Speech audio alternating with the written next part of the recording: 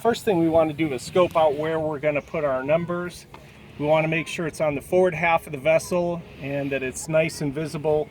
That part is a little bit too angled, it'd be hard to see. This is a pretty good spot right now, and I've got a nice reference point with this nut from the stanchion that's sticking down, so I'm going to use that as my reference point.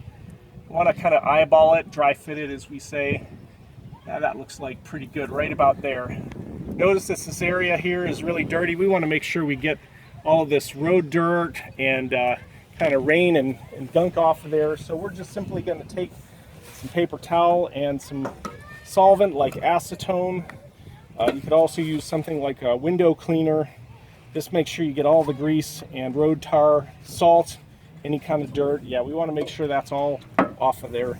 So we're just going to clean the area around where we're going to put this. You can see a lot of that's going to come right off. Make sure it's nice and clean. Yeah, a lot of gunk there.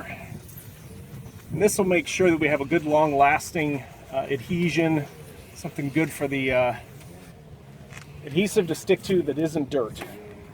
Next thing we're going to do is we're going to take our numbers and we need to peel away the backing paper. You see there's multiple layers here. And we just find these two just like that and peel them away kind of at a 45-degree angle is good. Watch out for the wind if it's windy, that you don't get them stuck to each other. Just slowly pull like that and then discard that paper.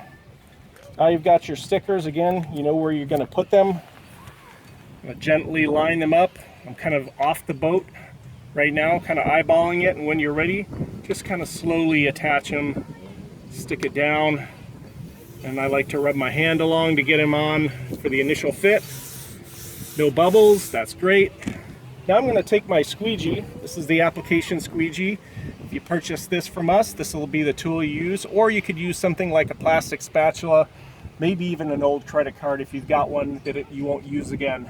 And this you're just going to use from the middle, just burnish in like this. It'll work out any bubbles there might be, any air bubbles will come out. Then move from the other side.